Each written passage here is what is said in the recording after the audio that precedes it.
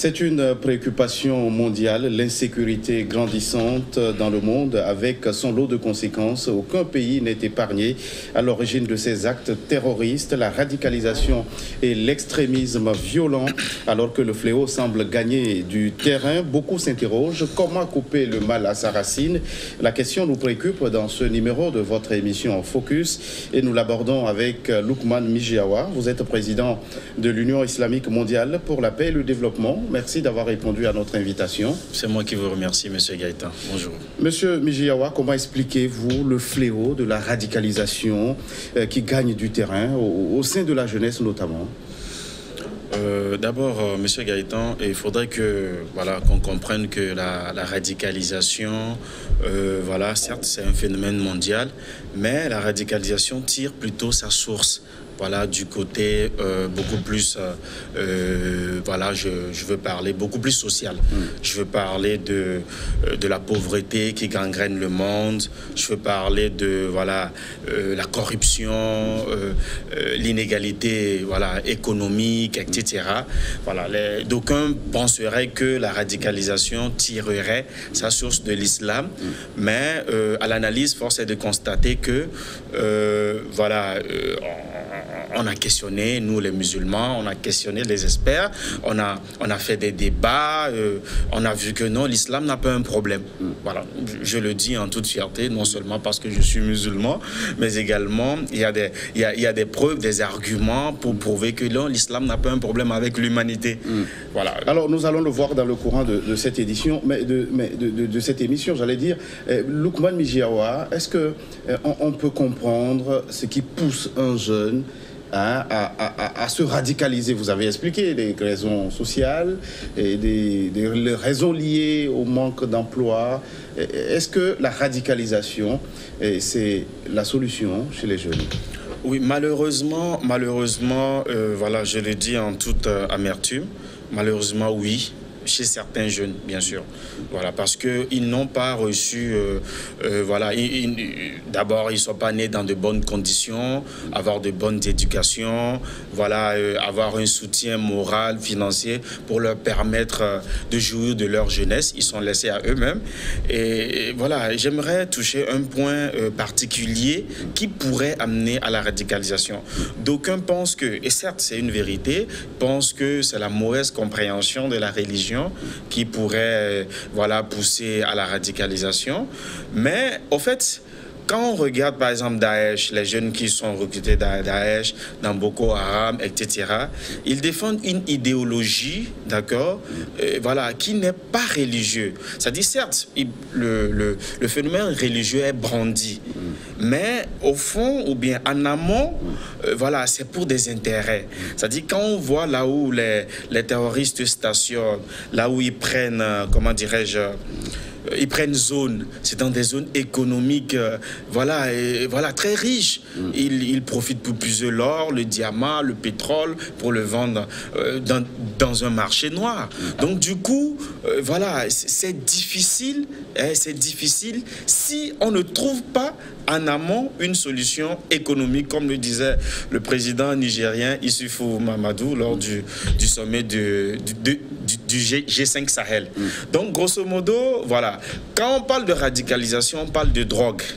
Parce qu'une personne mûrement réfléchie, au-delà de ce que la personne peut traverser dans la vie, qui pourrait l'amener à faire le mal, s'il n'y a pas un additif, une drogue qui est mélangée là-dedans, il ne peut pas aller s'exploser, il ne peut pas avoir le courage, parce qu'il y a la conscience morale qui pourrait l'interdire. Je ne sais pas si vous comprenez la donne, parce que moi j'ai discuté avec des spécialistes de la drogue, j'ai discuté avec des jeunes qui consomment la drogue.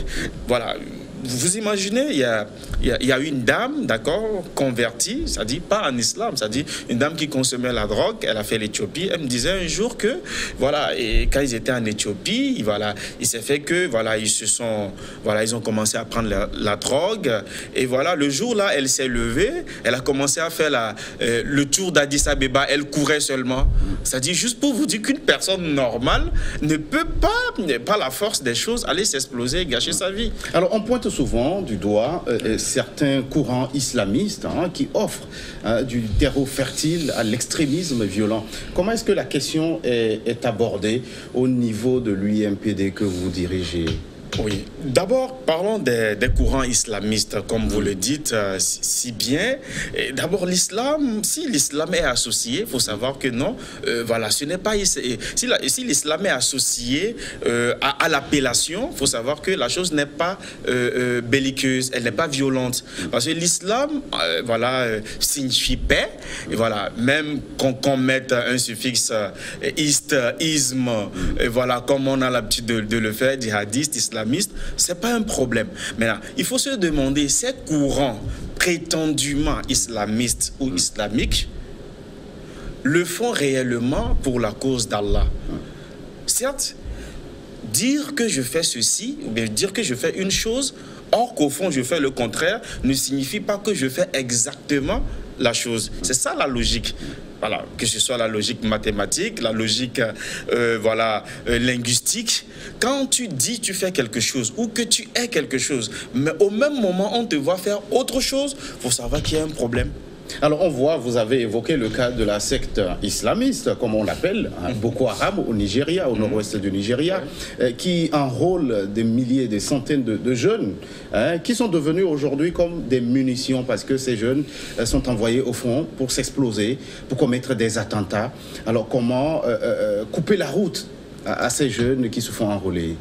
D'abord, je pense que nous, les musulmans, il faudrait qu'on fasse un travail, d'accord, un travail de fond, d'accord, non seulement dans l'éducation des jeunes, de ces jeunes. Et il faut aussi comprendre que ces jeunes ne sont pas aussi forcément des musulmans. Parce qu'il y a eu des enquêtes, j'ai suivi des reportages de CNN, voilà, d'autres reportages d'Al Jazeera, des gens qui ne connaissent même pas le béaba de l'islam. Mais je ne vais pas attaquer ici, est-ce nihilo une religion? Non. Je dirais tout simplement des personnes X données. Voilà. Pour barrer la route à ces jeunes, il faudrait que également les gouvernements mondiaux. Parce que moi, honnêtement, j'ai la chair de poule quand je vois des conférences sur conférences, voilà, pour lutter contre le terrorisme. Et puis ces gouvernements mondiaux attendent qu'il y ait un attentat avant de réfléchir sur la question du terrorisme. Donc, on a comme l'impression qu'il y a une hypocrisie dans la lutte contre le terrorisme. On ne prend pas les mesures idoines en termes de facilitation d'emploi pour tout le monde, en termes de, voilà, de répartition de richesses équitables sur la planète.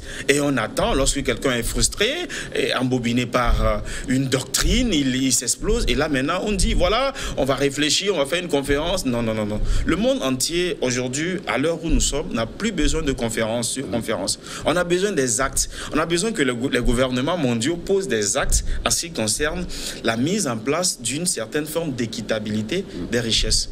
Alors, je vous donne l'exemple de ce pays au nord de l'Afrique, la Tunisie, qui a ouvert le printemps arabe avec la révolution du jasmin. Alors, ce sont des mouvements de jeunes. Aujourd'hui, plus de 7 ans après, c'est un peu le désenchantement au niveau de cette jeunesse, alors que la Tunisie est présentée comme un pays pourvoyeur de ces djihadistes au niveau du groupe État islamique. Alors, est-ce que la raison serait-elle politique au regard du développement que vous venez de mener? Non, mais Monsieur Gaëtan, vous avez parlé, voilà, du printemps arabe. Voilà, quelle était la situation de la Tunisie à la veille du printemps arabe? La Tunisie était, voilà, pas mal. Elle était voilà, moyennement stable économiquement. Il n'y avait pas tous ces troubles de jeunes. Voilà. Excusez-moi, je vais vous dire quelque chose. Mais les jeunes, ils ont crié leur colère face au chômage. À la mauvaise gestion. Face à la mauvaise gestion. Si. Oui, mais naturellement, dans tout pays, au monde, il y a toujours cet élan de chômage. Et là, la problématique revient de savoir si ce que nous défendons en termes de démocratie, est-ce que nous le défendons également dans les actes? Est-ce que nous prouvons l'effectivité de la chose démocratique? Parce que, voilà, soyons francs, c'est à l'avènement de la démocratie, les Occidentaux nous ont dit non, voilà, on veut placer la démocratie dans les pays arabes parce qu'il n'y a pas de la démocratie, il y a un certain islamisme. Voilà, Kadhafi, lui, on l'a collé tous les noms, voilà, c'est un extrémisme, mais à la réalité prouve le contraire.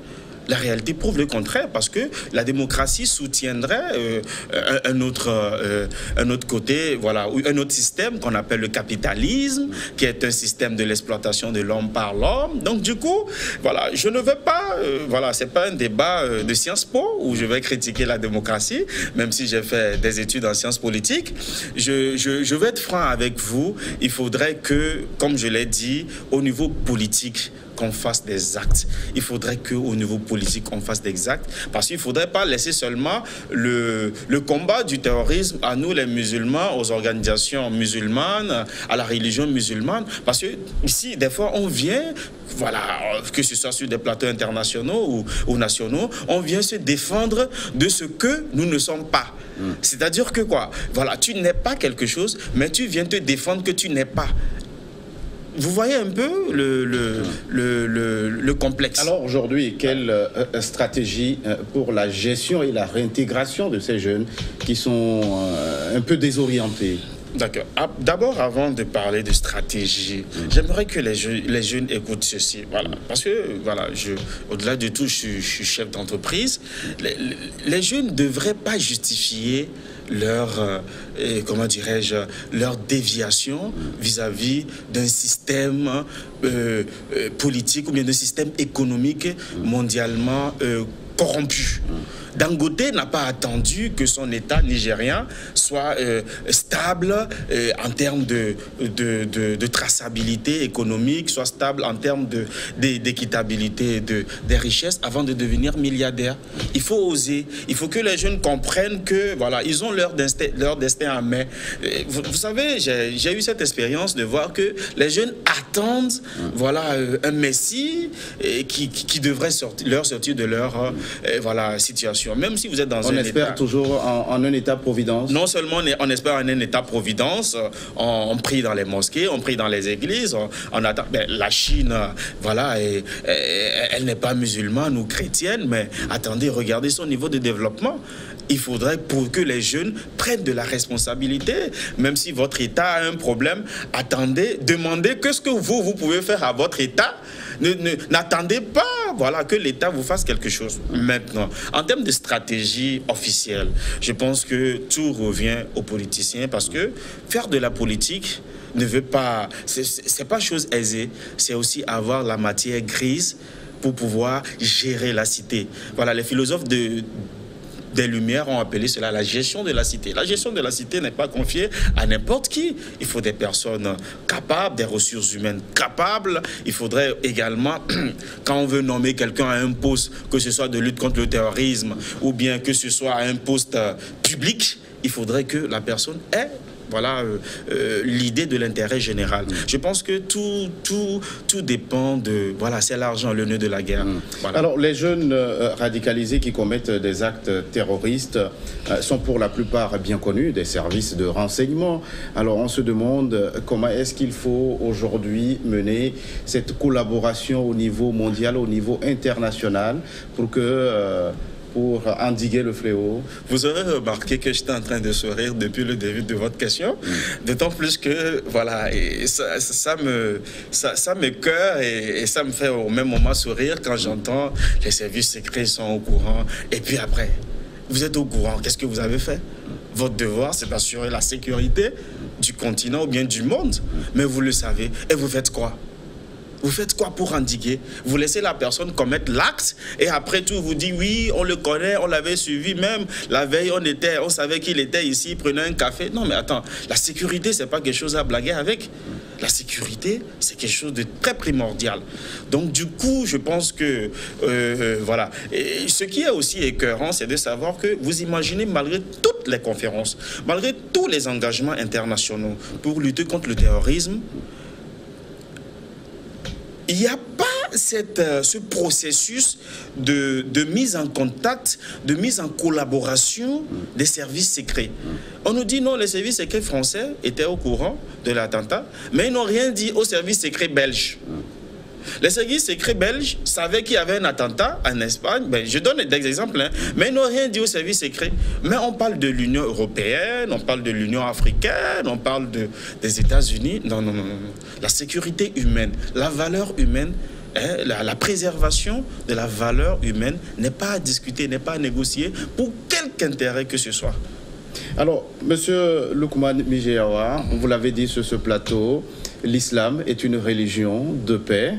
Alors, contrairement, on voit tous ceux qui commettent ces actes crier Allahu Akbar, des idéologies qui tenderaient à faire croire que ces crimes sont commis au nom d'une quelconque religion. Comment est-ce qu'on peut expliquer ce paradoxe? Oui, ben, c'est très simple. Voilà, Allahu Akbar, ben, vous n'êtes pas musulman, mais vous venez de le dire. Ça ne signifie pas que vous êtes musulman. L'islam ne se situe pas dans une revendication sur une expression donnée. L'islam, c'est une pratique, en fait. Voilà, n'importe qui peut dire Allahu Akbar. Je me souviens, en 2014, j'avais fait une conférence au Centre culturel islamique de Lomé et j'étais avec un imam qui ironisait dans cette perspective d'Allahu Akbar. Il dit au public, supposez que j'étais supposez que j'étais un prêtre.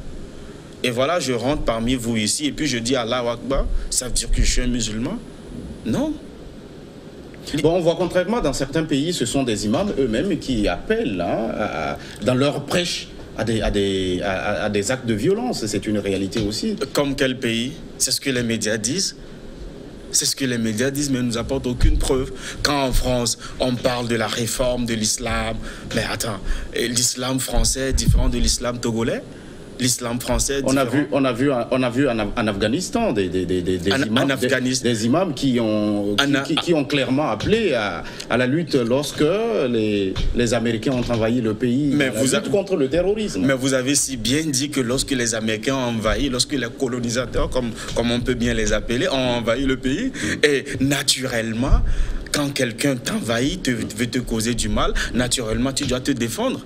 Voilà, vous savez, les Occidentaux ont cette manie de toujours faire la victime. Non. On sait ce qui s'est passé en Irak, on sait ce qui s'est passé en Afghanistan. Si les Afghanistan, comment on les appelle? Les Afghans, c'est ça? Les Afghans. Très bien. Si les Afghans se défendent sur la base de la limite que l'islam a posée en ce qui concerne le djihad, alors point n'est pas de les accuser sur quelque défense que ce soit. Parce que l'islam, en termes de djihad, on dit légitime défense.